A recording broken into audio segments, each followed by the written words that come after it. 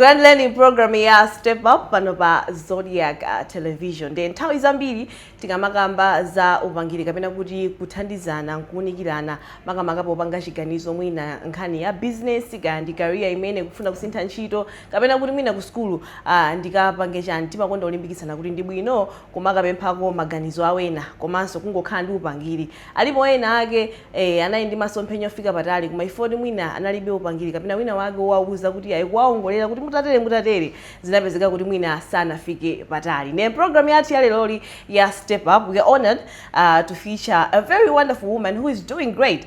She is the founder of Women Empowerment Hub in Zimbabwe and in Malawi, among other countries as well. And she is here in Malawi. Zambiri Zodiak kumva nkatikati mkoti pamenepa anafikapo bwanji komanso chinapangisa kuti mpaka na initiative imene iteke. What's behind the drive of this initiative and the inspiration? So we would like to learn more about that. My name is Desire Mtawali. Stick around.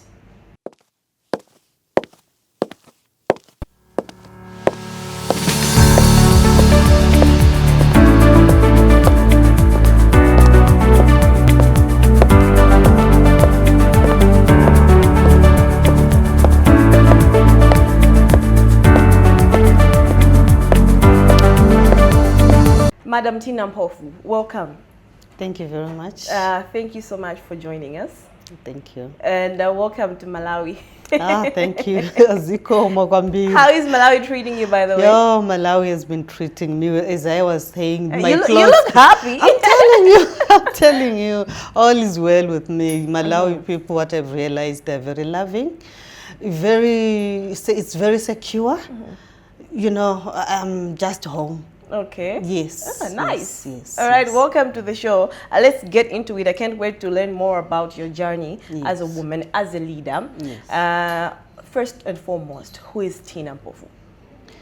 Thina Mpofu is a lady who turned 45 while she was in Malawi. Okay. Wow. Yes. And I'm married. I have 3 children, 2 boys and 1 girl, 7 years apart, generation gap.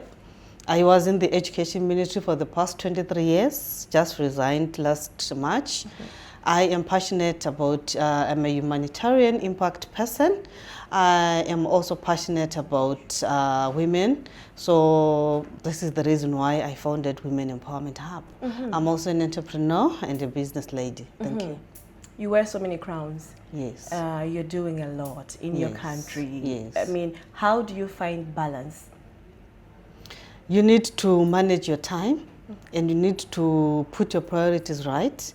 If it is time for Women Empowerment Hub, it's time for Women Empowerment. You cannot be jungling this and mixing with that. You just have to focus and plan your things. And in business, you put structures. Even in Women Empowerment Hub, I have executive teams that are leading wherever they are. You find the work becomes easy if you delegate. I mean, you have also been in the education sector. Yes. How was it, and at what point did you decide, like, oh, I want to switch, I need to follow my heart, and this is where my passion is, which is about women empowerment? Yes, I've been in the education ministry and I've been doing a lot there. As I said that while I was working there, it's a teacher training institution.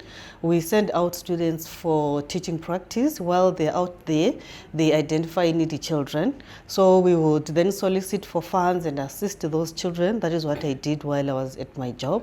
But I know I can continue that even when I'm outside. So I've been doing women empowerment for some time. But this January, I told myself to say, you know what? I need to step up. I need to put structures. I need to do this. In February, we launched in the capital city, Harare. And after that, all hell broke loose. Before I knew it, we had 20 plus chapters in 20 countries. Then I said, you know what? I need to do this full time. Hence, I had to resign in March. How would you describe your journey and working with women and finally doing something that you're passionate about, something that is at heart? How would you describe the journey so far? Is it in any way easy? It has never been easy working with women, but what I can say is that I do have some role models, and I was speaking earlier to say my journey began when I did a program by the US Embassy, which was saying Academy for Women Entrepreneurs.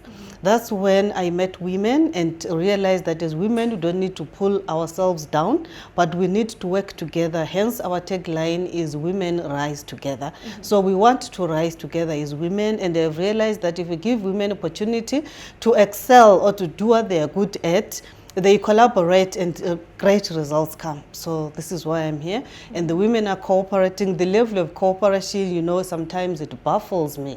Women have been there. I think they've been waiting for such a time as this. They are just cooperating. It's smooth sailing. In whatever country, they are just doing well. Though we have hiccups here and there, but 3/4 of our things are just flowing. It can only be God. It can only be God. Ah, Yes. amen. Why would you say it is important to take a pause among everything else and just to focus on also women? Like, let's say, let's empower these women. Why is it important? I'm a woman, and I've seen what stops women to get where they're supposed to be, and I've seen what makes them to excel, and I've experienced it. I've experimented on it, and I've seen what works and what does not work. So this is why I said, you know what, I need to hold another sister's hand as we soldier on and moving forward. And with your experience, Thina, what would you say is the most challenging factor or the most common stories that you hear that are pulling women down, making it hard for them maybe to attain leadership positions? What would you say is? The inequalities that are there. Being in Africa, Africa is a patriarchal society, and the man is revered over the woman. As a woman, even in church, some churches do not allow women to even preach or hold a mic. So we are saying we want to empower women to lead. We want to have women who are able to stand in front there and lead in whatever sphere that they are. So those inequalities and those gaps that are there are the ones that we want to close in as much as we are doing this women empowerment hub. Any success stories you would like to share? Yes, please. Yes, please. We have had women who were doing business. You know that the future is AI, and women were doing, like in a salon, you expect someone to be walking in. You are a tailor, you expect someone to walk in. But I'm telling you that ever since we started, we have had women who are in the digital space. We have offered to teach women digital skills for free. I'm telling you, as I speak to you now, we have women who are able to do their own flyers. We're able to do their marketing on Facebook, Instagram, and all that. Women who are able to do whatever it takes for their business to be out there, plenty of them. Because people were just passive and not aware of what is going on. But after having done this, we are meeting a lot of women who have been trained financial literacy. You know, women now know what is indirect cost, what is direct cost, what is profit, what is loss. We encourage them to know, you know what, by the way, we're not a feminist movement. Okay. We compliment our husbands. So we encourage women to say, find out from your husband what is happening in your business, who is your accountant, where does he order the phones, those simple things that just show interest. Yes, such that when the husband is gone, we have seen wives who have risen and have been able to continue the legacy of the family. The word legacy in Women Empowerment Hub is what we are after. We are saying we want to do business that outlive us. We don't want to do businesses such that when you are sick, the business closes. The time you are well, you know where to start. But we want you to put systems. And we have seen that working, and we have a lot of testimonies in that regard. Interesting. Now you're in Malawi. It's happening in Malawi. Yes. You've brought it home I'm here. telling you. How is it going? The women are ready. I'm telling you, we put up our executive and all that. So I just found people, and then I forwarded the names to the country director. Before I know it, the people saying, Madam, what is happening? No one has contacted. I said, the women are ready. The women so are I'm ready. telling you, we are hitting the road while running. Oh, yes. Yes. Oh, yes, and we are hitting the road running. As women, we are ready. Iyi ndi program ya Step Up. Pano pa Zodiak television lero tadam studio muno tikucheza ndithu ndi Thina Mpofu Mpofu amene wandithu ndi founder Women Empowerment Hub kulimbikitsa ndithu azimayi kuwapatsa upangiri kuthekera nthawi zambiri timati aya amayi mipamba ikusowa komanso kungopeza kwa at least guidance munthu umakuuza kuti yayi career imene mukusankhayi siyolondola bwanji mutapanga chonchi munapanga chonchi zimene zikutheka pano pa step musatalikire kozi machezawa akadapitirira takhani pomwepo.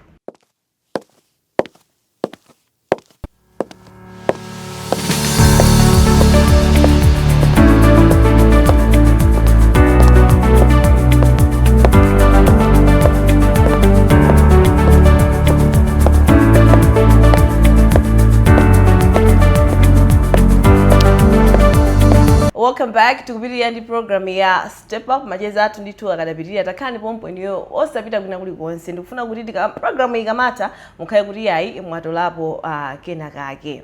And continuing with our chat, you are a lecturer by profession. Yes. Are there some lessons that maybe you take from that side and you see that you can also use them in this when you talk about women empowerment? Yes, lecturing is all about teaching. So I'm passionate about teaching. I train the women in, like I said, I did an entrepreneurship course. I teach them in marketing, in everything. Teaching is what I learned from there, to impart the knowledge. And I've seen that once you impart the knowledge and the other person is ready, you conquer the world. I know that when it comes to women and leadership positions, leadership opportunities, it's a challenge, not just in Malawi here, not just in Zimbabwe maybe, not just in Africa, it's a global thing. Yes. And how are we doing so far with your experience? Are we doing good? Are we stuck? Are we stagnant? Or is there something that we're not doing right as women to attain leadership positions? We are not stuck and we are not stagnant. We are pushing. As I have said earlier, that the challenge in Africa is that a patriarchal society. A woman is not expected to do much, but we are doing a lot to make sure that our voices are also heard and we are out there doing what needs to be done. Maybe the challenge that is there is some of us, our own sisters, who might be pulling us down by having to find favors in men in order for them to rise.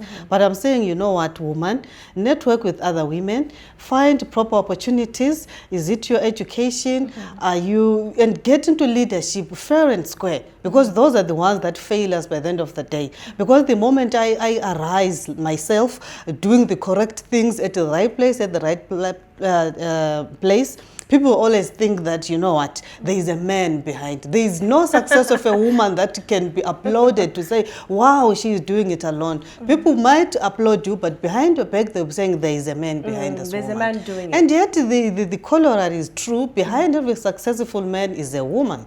But a woman can rise without a man behind her.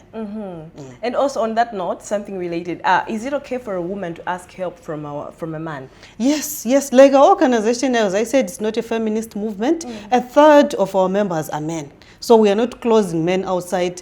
Part of the board members are men. We ask advice from them, we ask help from them. And most men are the ones in the corporate world, because we work mostly with the corporate world, asking for donations, for assistance here and there, financial assistance. There is no way we can survive to say we are closing the men out. No, they are our brothers, they are our uncles, they are our husbands.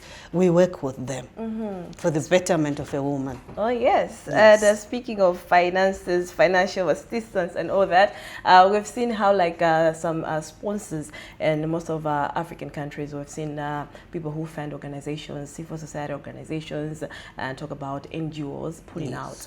Maybe when it comes to sustainability, what advice would you give to NGOs on the ground? Like, how do we run these things without even maybe funds from outside or other sources? Yes, we need to have fundraising strategies. To start with, you can just have membership as legally as you can, and you do that. Like ourselves, we train people to do detergents. We can put forward maybe 5,000 each to say we are buying our ingredients, we are doing domestos, cleaning with the toilet cleaners, and then that you use in your home and you sell. By the end of the day, you have your own label. So fundraising is what these ladies need to do. And if you don't do it individually. If you do it as groups, as consortiums, it becomes easy and we achieve our goals faster. Individualistic ways of doing things will not work. Okay.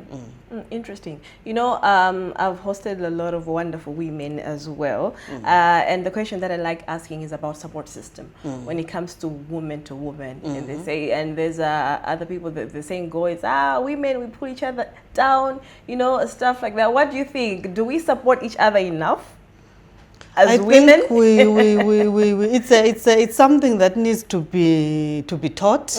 We need to relearn and to be retaught. So in my organization, like I said, we cover everyone. This is the unique thing about our organization. We don't have to say it's those business women that have made it, it's those entrepreneurs who are starting, it's that teen girl who fall pregnant. We encompass everyone. So once we encompass everyone, it becomes easy, because at your own point, maybe a business lead, the moment you want to employ, you are looking at the woman who is already in Women Empowerment Hub. Are you a teacher? You are doing teaching. There is a school dropout who is in our midst who needs to be, you know, that inclusivity makes life easy. But if we come as the same level to say we are the business ladies, the pulling down, that's where it comes in. But if there's someone who is below you and someone who is above you, you always want to reach the one above and always want to hold the hand of the one that is below you. And as a woman, you are a leader. Yes. I'm sure you haven't gotten here without any support system yourself. Yes. What would you say is the importance of having people, family, loved ones supporting you as you attain your goals? What I can say is that in whatever that you do in life, the greatest investment that you can do is human capital. Once you need to ask yourself, do you have 3 people to say if anything happens to you, you pick up your phone, they will run and assist you. That's number one thing that you need to do. So my support system, it's, you know, people are just supportive. When I started this is what I'm saying is overwhelming. I didn't plan to have 21 countries by now, but I'm telling you, we are having 21 countries, and Botswana is already registered. I'm launching in all the countries. In Zimbabwe, we'll be launching the chapter on the 27th of June. It's line up. By August, we'll be done. Does it ever get like too much to say, oh, why am I doing this? Can I just quit? Have you ever felt that way? I'm telling you, if you're passionate about something, I was laughing this day when I was answering a call at 4:15. I said, Jesus Christ, what am I? Because someone is in the US, their time is different from here. Someone is in the UK, someone is wherever, is in New Zealand. So whatever time they want to get hold of me, I'm just excited. For now, I think it's the excitement of having chapters in all those countries. I'm not yet being overwhelmed. And guess what? September 26 this year, we have a global summit where all those countries will be in one room in Zimbabwe. Wow, must be exciting. It is. It is. It's going to be. All right, let me take you back. As a little girl in secondary school, what was your dream? To be honest, I'm living in Bulawayo right now, but I was born in a smaller town called Plumtree, and I was living in a rural area. Primary school, 3 kilometers to school. Secondary school, 6 kilometers to school. Okay. Every day. Wow. So I did not have a dream.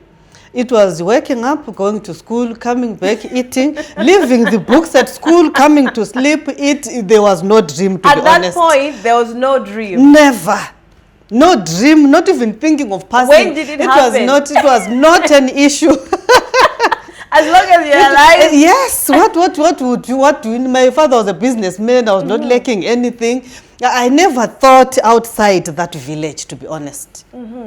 But the moment I stepped out, oh, my friend, I said, if another woman can do it, who am I? Because I passed my O-levels. Then I take it from there. I did what needed to be done. I started working and I did that. But my turn around was when I did that course with the US Embassy. That's when I said, you know what, I can rise. Interesting. You know, listening to your story, one thing that I've noted is passion. It's very loud. But apart from passion itself, what else drives you? Oh, my God. Hallelujah. Yes, I can do all things through Christ who strengthens me. So the moment I put my hands on something, I know my God is going to strengthen me. And He has proven it in this Women Empowerment Hub. I'm telling you, the thing is just flowing smoothly, and I know it can only be God. It's not by anyone's power or wisdom. Okay.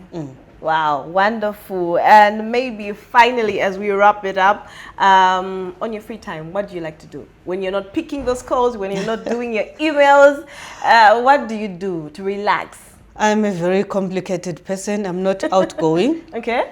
Like in that hotel, if you ask them, I don't go out, I'll just be in my room. So I'll just be in my room, switch off my phone. If I want to relax, I sleep. I don't go out. That's the unfortunate thing about me. I'm work-oriented. If not working, I'm in my room doing nothing. Oh, wow. And that's your life? Yes. I've quit watching TV. I don't do all that. You know, Why I cannot watch a 30-minute program now. I would rather watch a 5-minute clip, whether on TikTok or what, and then I go back to what I'm doing. Yeah. Wow, interesting. That's what I am. Well, it has been wonderful to have you on our program. It's an honor.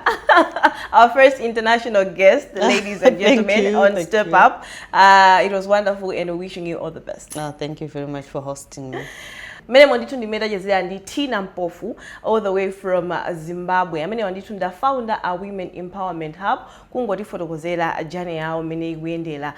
Timanena kuti program ino timakhala tikucheza ndi azimayi amene ndithu ali pa chiongolero. So bungwe imene liso ndithu ndi bungwe imene likuthandiza azimayi kupereka upangiro osiyanasiyana kuti amayi ambiri akathe kufikira ndithu patali kufikira kukwanitsanso mwina maloto awo komanso masomphenya awo. Ndi anena amene mukuti yayi sinde kuti nkhani ndiyo kuti kunyoza abambo kapena kuti yayi tisakafusire nzeru ya nkhani yake ndithu si imeneyo koma ndizotheka kuti mzimayi akhoza kupita patali kumva ndithu nkhani yawo yopatsa chidwi kuchoka kuti yayi malota imene samalota kena kalikonse koma pano ayindima akupanga run ndithu organization imene maiko osiyanasiyana ndizopatsa chidwi kwambiri yayi nditekere pomwepo dzina langa ndi Desire Mtawali. Until next time, step up.